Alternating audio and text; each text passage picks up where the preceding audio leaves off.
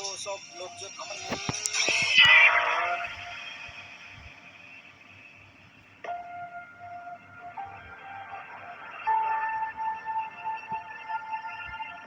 তো guys welcome সবাইকে আবারও একটা Indian bike driving three D video নিয়ে আমি চলে এসেছি। আর লাস্ট এপিসোডে তোমরা দেখেছিলে আমি একটা সাইকেল নিয়ে জঙ্গলের দিকে ঘুরতে গিয়েছিলাম, আর সেখানে আমি একটা লাল রঙের সুপার কার দেখতে পাই। আর সেই গাড়িটা আমি যখন বাড়িতে নিয়ে আসি তারপর থেকেই শুরু হয়ে যায় যত ঝামেলা। এমনকি গাইস এই শহরের লোকজন আমাকে মারার জন্য আমার গাড়ির পিছনে ছুটে আসতে থাকে, বাট কোনো রকমে আমি ওইখান থেকে বেঁচে ফিরে আসি। আর আজকে সকালে উঠে একটা নিউজে দেখলাম যে আজকে তাজা খবর, টিভিতে আপনারা যে গাড়িটিকে দেখতে পাচ্ছেন এই গাড়িটি পুরো শহরে তাণ্ডব চালিয়ে বেড়াচ্ছে। আর সিসিটিভি ফুটেজ অনুসারে এটাও জানা যাচ্ছে যে এই গাড়িটি নাকি আগেও হামলা করেছে। তো এখন প্রত্যেকটি শহরের মানুষকে জানানো যাচ্ছে যে আপনারা এই গাড়িটির থেকে দূরে থাকুন। তো গাইস আমি আর জ্যাক যখন এই নিউজটা দেখছিলাম তখনই বাইরে থেকে একটা আওয়াজ পেলাম, আর তখনই দেখি আমার বাড়ির বাইরে পুলিশে ভর্তি। মানে ওরা কোনো রকমে আমার বাড়ির অ্যাড্রেস পেয়ে গেছে, আর হয়তো এটাও জেনে গেছে যে ওই লাল গাড়িটা হয়তো আমার কাছেই আছে। আরে দাদা তোমাকে তো আগেই বলেছিলাম এই গাড়িটা ফেলে দাও, নাও এরপর সামলাও। আরে কিন্তু ভাই জ্যাক আমি তো কিছুই করিনি, আমার বাড়ির সামনে এত পুলিশ কেন? আরে দাদা তুমি করনি, করেছে তোমার এই লাল গাড়িটা। আচ্ছা আচ্ছা ঠিক আছে জ্যাক, চল এই গ্যারেজটাতে দেখি ওই গাড়িটাতে কিছু পাওয়া যায় নাকি। আরে কিন্তু আমাদের গ্যারেজের সামনেও তো পুলিশে ভর্তি, কিন্তু ভাই হয়েছেটা কি, আমার বাড়ির চারিপাশে এত পুলিশ কেন? আচ্ছা দেখি পুলিশগুলোকে জিজ্ঞাসা করে ওরাই কি বলে। আরে হ্যাঁ স্যার বলুন, কি হয়েছে আপনারা হঠাৎ আমার বাড়িতে? হ্যাঁ তো মিস্টার সুমন, আপনাকে আমরা অ্যারেস্ট করার জন্য এসেছি, কারণ আপনি গতকাল একটা লাল গাড়ি নিয়ে পুরো শহরের অ্যাক্সিডেন্ট চালিয়েছেন, যার মধ্যে অনেক মানুষ মারাও গেছে। কিন্তু স্যার আমি তো কাল রাতে আমার কুকুরটাকে নিয়ে হসপিটালে গিয়েছিলাম, আর জ্যাকের জ্ঞান ফেরার পর আমরা সেখান থেকে সোজা বাড়ি চলে আসি, বাট তারপরে আমরা কিছু জানি না স্যার। আরে এরকম সব খুনিরাই বলে, চল থানাতে তারপর দেখাচ্ছি তোকে মজা। আরে ইয়ার ভাই জ্যাক তুই নিজের খেয়াল রাখিস ভাই, এরা আমাকে মোটেই ছাড়বে না। আরে সেটা কেমন করে হয়? আরে স্যার আমার কথা শুনুন, এই গাড়িটা হচ্ছে একটা ভুতুড়ে কার, এই গাড়িটা নিজের থেকেই চলে, আর শহরের সব মানুষদের এ একাই জখম করেছে, আমাদের সুমন দাদার এখানে কোনো দোষই নেই। আরে আমরা জানি কিভাবে সত্যিটা মুখ থেকে বার করতে হয়, চলো থানাতে তারপর দেখাচ্ছি মজা। আরে স্যার আমার কথা বিশ্বাস করুন, আমি কিচ্ছু করিনি, আর আমি তো এটাও জানি না যে এই গাড়িটা কিভাবে নিজের থেকে একা একাই চলে। মিস্টার সুমন আপনি আবার আমাদেরকে মিথ্যা কথা বলছেন, আমি জানি আপনি এই গাড়িটিকে রিমোট কন্ট্রোল করে চালাচ্ছিলেন। আর একটাও কথা নয়, সোজা থানাতে চলো, তারপর তোমার পেট থেকে কথা বার করা হবে। আরে পুলিশ দাদা আমাকে আপনাদের সাথে নিয়ে চলুন, নইলে আমার একা থাকতে খুবই ভয় লাগছে, বলা তো যায় না কখন এই গাড়িটা আমার উপরে অ্যাটাক করে দেবে। আরে আমরা এই গাড়িটা থানাতে নিয়ে চলে যাব, তারপর একটা ভালো জায়গা থেকে গাড়িটাকে আমরা লক করে দেব।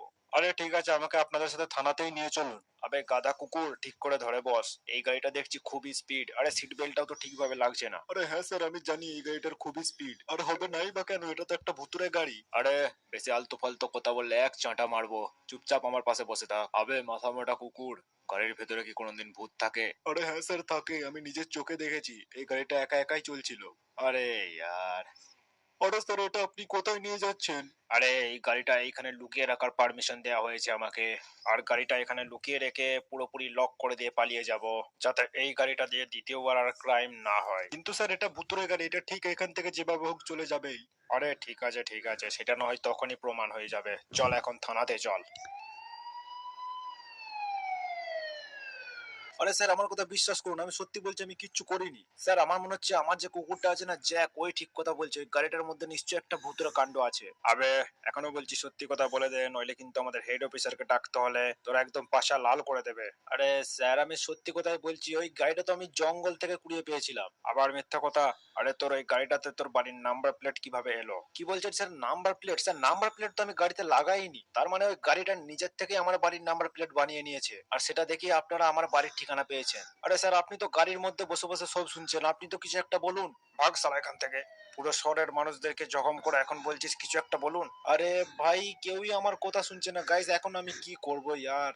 আরে ভাই জ্যাক তুই এখানে কিভাবে এলি? আরে দাদা আমি তোমার সাথে দেখা করতে এসেছি, একটা পুলিশ অফিসার আমাকে এখানে নিয়ে এসেছে, আর আমি এটাই দেখতে এসেছি যে তুমি কেমন আছো। আরে জ্যাক তুই কি ভাবছিস এই পুলিশগুলো কি আমাকে বনভোজনের জন্য এখানে ডেকেছে? আরে দাদা আমি তো সেটা বলিনি, আমি ভেবেছি হয়তো পুলিশ তোমাকে মেরে এখন তক্তা বানিয়ে দিয়েছে, তাই দেখতে এলাম এখনো বেঁচে আছো নাকি টপকে গেছো। আরে তোরা দুজন এখনো এখানে কি করছিস? নিশ্চয়ই পালিয়ে যাওয়ার প্ল্যান করছিস তাই না? আরে আর পালিয়ে যাওয়ার প্ল্যান করেও কোনো রাস্তা নেই, কারণ এক্ষুনি আমাদের বড় অফিসার আসবে, আর সে এসে তোকে এমন কেলানি দেবে তুই সত্যি বলতে বাধ্য হবি। আরে ভাই দেখছিস জ্যাক এরা কেমন ভাবে আমাকে হ্যারাসমেন্ট করছে, এক কাজ কর তুই বাড়ি চলে যা, কারণ আর একটু বাদে কিন্তু অন্ধকার হয়ে যাবে, আর রাতে কিছু খেয়ে তাড়াতাড়ি শুয়ে পড়িস।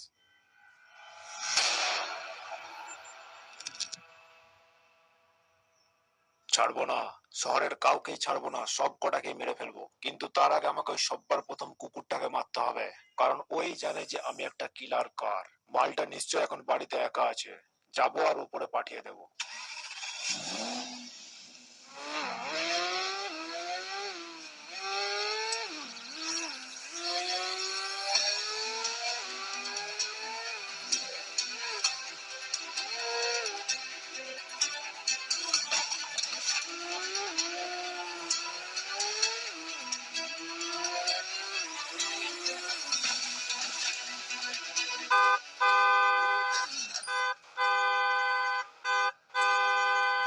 আরে এত রাতে বাড়ির বাইরে কে হর্ন মারছে? সুমন দাদাকে কি পুলিশে ছেড়ে দিল নাকি?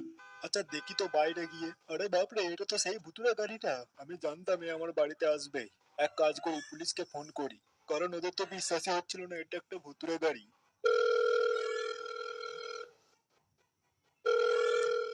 আরে কি দিনকাল এলো, আজকাল কুকুরের কথাও শুনতে হচ্ছে। আরে গাড়িটা তো আমি ওই জায়গায় লক করে দিয়েছিলাম, তাহলে কিভাবে ওর বাড়িতে গেল? যত সব ফালতু কথা। আরে ভাই, এখানে তো দেখছি সত্যি সত্যি গাড়িটা নেই। আরে নিশ্চয় এখানে কোনো ঘাপলা আছে, আমাকে এই খবরটা এক্ষুনি থানায় জানাতে হবে। A few moments later.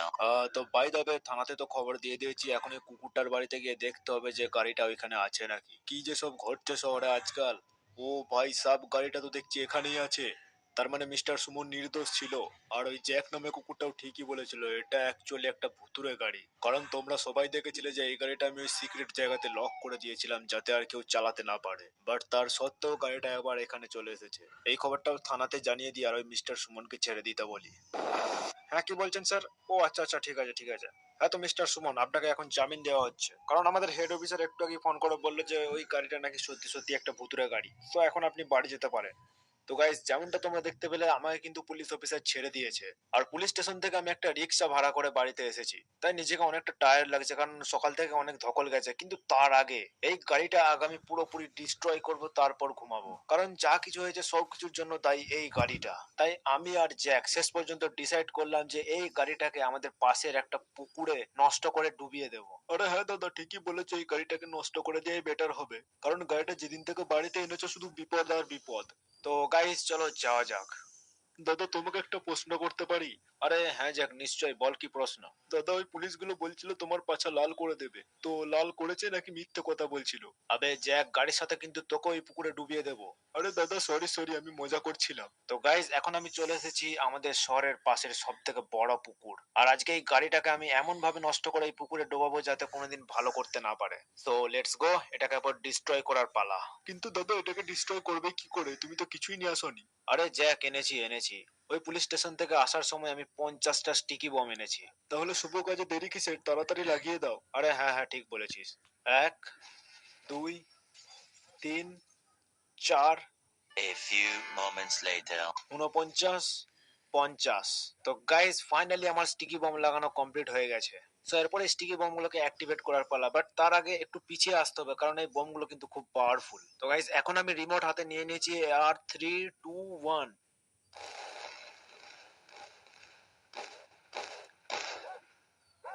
তো গাইস, যেমনটা তোমরা দেখতে পাচ্ছ, আমাদের গাড়িটা কিন্তু ডিস্ট্রয় হয়ে গেছে। এটাকে এরপর পুকুরের জলে ফেলতে হবে। তো তার জন্য আমি নিয়ে এসেছি একটা মিসাইল লঞ্চার। আর এই লঞ্চার দিয়ে কিভাবে এই গাড়িটাকে পুকুরের জলের মধ্যে ফেলি, তোমরা জাস্ট দেখতে থাকো।